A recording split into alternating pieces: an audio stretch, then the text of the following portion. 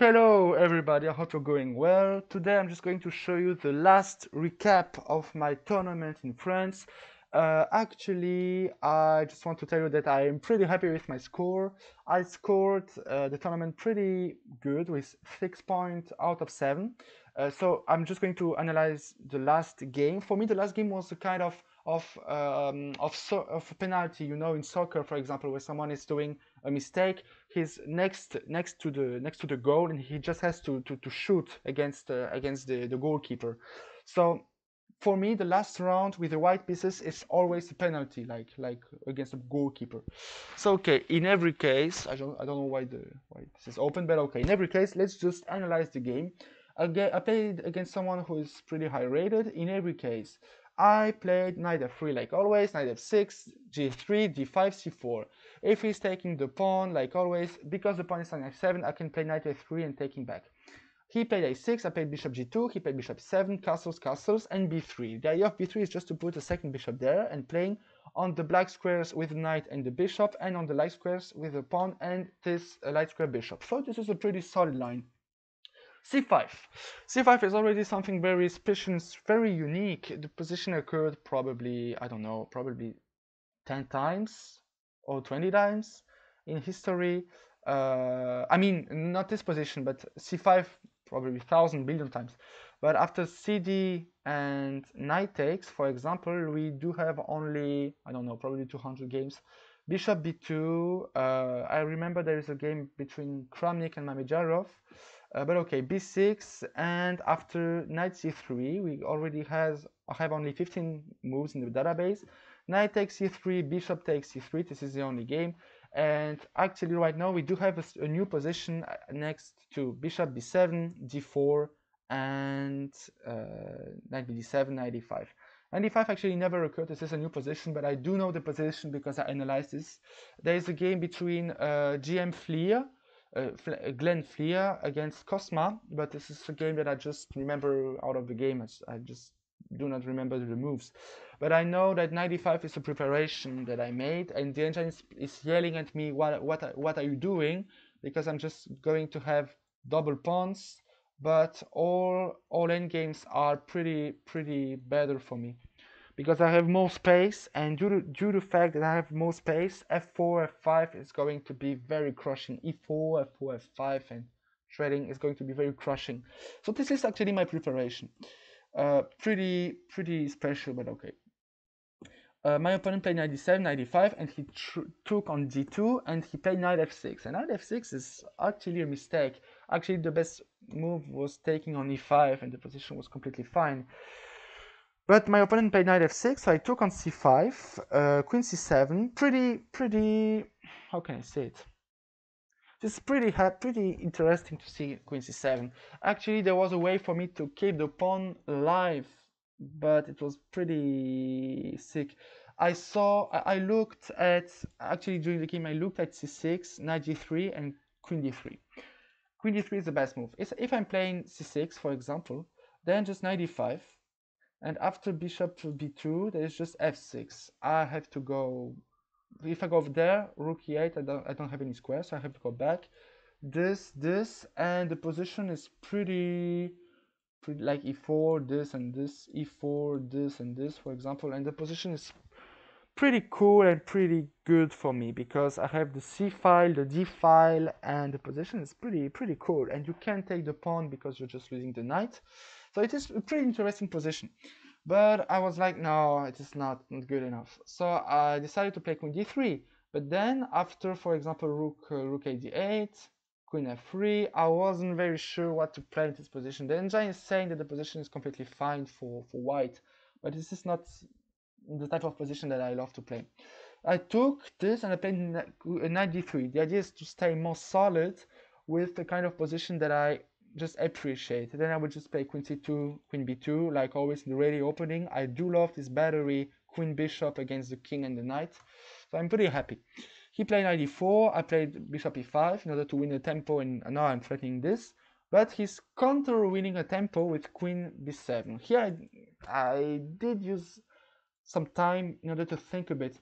I thought this is the best move. This, f3, you go back, this and this, for example, and I was like, yeah, the position is good, it's pretty cool. I can play this position. Then I'm going to trade and play with on the light squares against the black square bishop. But okay, I wasn't very sure. I decided to play first f3, letting him trade, and then going back on f2 because I wanted to keep many pieces on the board. Because for me, I had to win with the white pieces. Even though I'm taking some risk by not exchanging so much pieces, I had to win. So he played rook fd8, easy to calculate. I have to go there, rook h8, it's okay, I'm just going there. I do not need more than 2 seconds to understand that the position is equal, but he used 30 minutes to play rook fd8 and rook ac8. He played f6, bishop c3, e5. And I was like, dude, what are you doing with your king? So I decided to think a bit, and I was like, okay, right now I'm playing b4 in order to letting him go on e6 and queen b3, yeah, queen d5, and it's not quite clear how can I proceed with this position. It was pretty complicated, but he decided to play e5. I didn't play before. Actually, the best move is bishop b4. I also looked at this move, but I was like, after 96, I'm just trading too much, and there's just nothing to talk about. Like, I'm not going to win this position ever. This position is just solid. So I decided to play rook d1. The idea of rook d1 is that, okay, we are going to keep the small pieces, but your king is a bit too open, so I have to use it. He played 96, so I traded every rooks. And in this position, the reason why I played this position is because even though the engine is yelling at me, yeah, this position is equal, you can't win, the fact that the position looks so complicated indicates me that even though it is losing, if someone does a mistake, is it over? So he made a mistake. He played bishop c5 in order to on knight f2 to trade and having a good knight against a bad bishop. Bad bishop because it is blocked by all the pawns. But I played a pretty cool move here. I played b4. The idea of b4 is pretty simple. If you go there, then I'm just going to play queen b3. You have to go there, for example, in order to defend everything. Then after the move, please engine, let me trade. After this move, for example, you can take with the knight because it is pinned, you can take with the queen because you're losing the knight, so you have to take back with the pawn. And after knight f2, I'm just going to go on d3, and all endgames are just better for me. And probably it is not winning, but the fact that this d pawn is isolated and then that he can't push this pawn back indicates me that this position is completely fine for me, and even probably better. The engine is telling me plus 0.1, so no, 0.7 is it telling me. So I'm pretty happy, and I felt the same as I just evaluated the position same as the engine. But this is actually the only move, because I was like, yeah, if you go back on d7 or on f8, you just gave me b4 for free. So okay, queen b3, queen f7, and here I just started to improve my position. 93, and I was like, okay, if he's playing knight c7, I have to go back on c2, and okay, my position is going to be a bit bad, but I have to play this because I had to win. He played g6. Okay, knight g4, I want to go back on e4 in order to put pressure, and then he surprised me. He played h5. My friend, what is going on with your king? I thought, well, when I started to learn chess, I was like, my friend, I was always like, my king is the most important pieces on the board. Why the hell will I sacrifice my king? Like h5 is just, okay, probably it is not winning or losing yet, but it is just too aggressive. Like, this is just suicide. I played knight f2 in order to go back on e4 and probably h5. And this is pretty cool, because if he was playing something like this, I was calculating bishop takes e5 with the idea that probably I can have some perpetual against the queen, and for example you go there and I go back this, and if you go on d7, for example if you go this and d7, I will probably have something like this, but this is still not good because you can just take and I just take back. This is not easy. And for example this, okay, but I can just go back and probably I have something. But no, I do not have anything. I have anything in this position. But so I was a bit calculating this, and I was like, okay, probably there's nothing. If he's playing a6, I won't take. I would just go back and play my first plan. But okay, my opponent played h5. I went back on f2. He played bishop g7, and okay. Here I was like, oh, but what is going on with the black squares? I can play. I was calculating b5, but I didn't like the fact that he can go there, because I wanted to put my bishop on the black squares in order to put then the knight on d6. So I started with knight e4. The idea is that after b4, if you're playing knight c5, I will just trade the knights, and the pawn and the bishop endgame is going to be winning. Why? Because he's having a bad bishop, and I'm having two against one, and the bishop is blocking the pawn. So I'm pretty happy with this position. So okay, I went back, bishop g7, knight e4, and here he made something very special. I was only looking at knight c7 or knight d8 in order to trade. I was like, okay, I have to go back. And if he's playing knight c7, the position is going to be equal. But he didn't play the move. Like, I do not understand why. Actually, he was also in a must-win position because we had both 5 points out of 6. So we both needed to win the game in order to be the first. And my opponent played f5. And when he played f5, I was like, okay, but I'm winning. Probably not winning, but in every case better. And he will have to prove me that I'm wrong. And I played knight d6. Now the idea is that if you go, for example, there, I will just have knight b5. And if you go on d7, I will just take there, and the position is fine. But so actually he's losing. I wanted to play this, but this is taking too much time. Actually, I played queen d5 in the game. But let's say you go there, for example, then just this. And okay, even though you go there, actually this is a pretty clean way to win the game for my opponent, because after taking there and king f7, he's actually protecting the knight, and I can move my knight back. So actually it was a clean way for him to win. To have a better position. But my opponent actually didn't do this. He played queen d7, and he played queen d5, and this is just winning a pawn. And okay, this is just a pawn up, but I was really frustrated because after king h7 that he played, if I'm taking, he has knight c7, and I was very frustrated because I really thought that the position won't be so easy as I think. For example, if I played this move, this knight b5, and I was calculating some stupid lines like takes, and takes, and the position wasn't so easy for me. For example, I had to play, if I go there, for example, then just queen e1, okay, but this is still a draw probably. And after this check this, and I was like, okay, the pawn end game, I have to do it because it is a draw. I have to go on h3, just queen f1.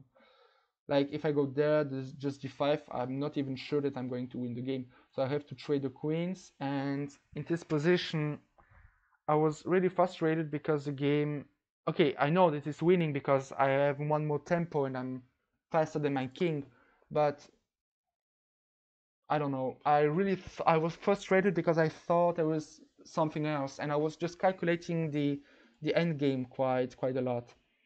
But I was also calculating that after knight f7, probably queen f7 is just faster, because if you have to trade the queens. I'm threatening mate, you cannot take because I'm also threatening the queen. And after takes, if you're taking the bishop, I'm taking back with the knight, and the position is pretty tough. Knight there, for example, I have to go there, and this is a knight in game. And I'm pretty happy with this position, to be honest with you. I'm pretty happy, but at the same time I'm so afraid that this is not winning, because this knight is stronger than mine, and knight in games are just so complicated, and I can't understand knight in games. I can't just do it. This is too hard for me. Probably I have to buy a book about knight in games, but I really thought if queen f7 is the best move, I'm not going to win the game. So better for me, he just took on e5, and up to this point I was like, okay, I'm just winning. Thank you very much. This is the same kind of moves as resigning. Like, why did you trade the bishop? Like, didn't you understand that knight c7 was more complicated? I understood this on the chessboard, and this is the reason why I took so much time for playing queen d5 and knight and bishop takes bishop, bishop takes e5. I needed 10 minutes to play bishop takes e5 in order to be very sure that the pawn endgame is winning, and I wasn't very sure that the knight endgame was winning for me. So you see, I cannot understand why my opponent does this. Probably he was just so stressed out because of the fact that he couldn't play a better game. It's possible. But okay, he played knight c7 right now, and the fact that he's playing right now knight c7 actually shows me that probably he was just too frustrated during the game for seeing knight c7 first.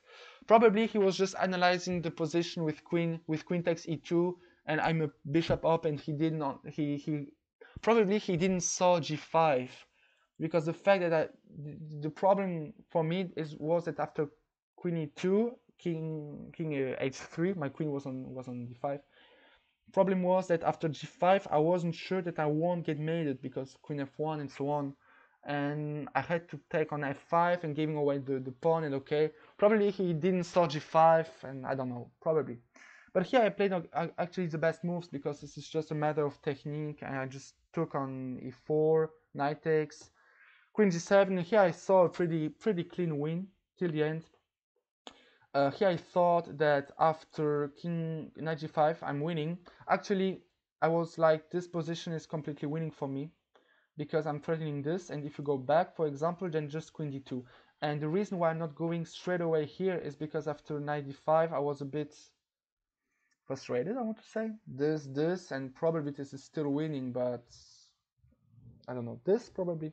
But okay, I also thought that after queen f4, queen b2, this, for example, knight d5, this is not the same because I do not have the square, so I have to go this check, this, and this is not mate, but I have f4, so this is quite mate because he has to give away the knight.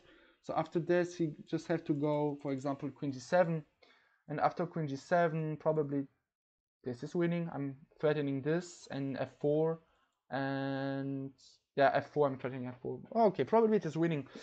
It is in every case completely winning, but I have to find the best way to win. Probably this was the best move. After king h6, I was like, yeah, this is the move.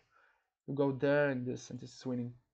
Okay, in every case, my opponent went, if you go there on h8, it's pretty clean, but I have knight f7, you are pinned. After king j8, I can just take on c7, and this endgame is just completely winning because this is the same pawn endgame, and I can just play b5 and you're just completely blocked. And when you're going this way, I will just trade the pawns and go this way with my pawn. So this is completely winning. I don't need to calculate the endgame. This is just a standard pawn endgame in which I'm completely winning. So king g8, he was playing in the game, and here I saw the only move, and this is the only move that is winning. All other moves are also winning, but not as winning as this move. Queen d6 is the move. Actually, the idea is that after knight e8, I have queen there, and I'm just winning because if you go there, for example, fork, and if you go there, for example, just queen d8, and I'm just pinning you, and after this move, queen e7, and you have to deal with knight f7, with a queen there, and queen takes, and you're just losing. And this is what I calculated, and this is never a problem because I'm just controlling all the square with my queen and so on. So I also looked at something else. I was like, yeah, queen b2, this, there is no more checks. And if you go on c2, for example, I was like, oh, I have a pretty beautiful way to win the game. It's pretty cool. But okay, my opponent played queen b2, I played king h3, he went back on g7, I played queen d8, and here he resigned because after queen f8, I'm just taking there, and this is not winning the knight because of king h4, and you don't have any more checks. Yeah, so it happens. My opponent resigned after queen d8. So I just won the tournament. Here's my cup. I hope you're seeing the cup quite correctly. I won the tournament quite easily, quite good. I'm pretty happy with this cup. Oh, it is pretty big, so I'm pretty happy. Yeah, I won the cup pretty easily. Ding. Yeah, it will be probably the miniature from the upload. Yeah, it is what it is. Yeah, this is pretty cool. I'm pretty happy with that. Okay, this was my last game. I hope you enjoyed this. If you want any more chess recap, just go in the comment section, write me. I'm going to answer you in every case. Thank you very much for looking at all my recaps. It's pretty cool. The next chess tournament is going to be in Croatia, Croatia. Uh, in every case, thank you very much. See you in the future upload. Take care.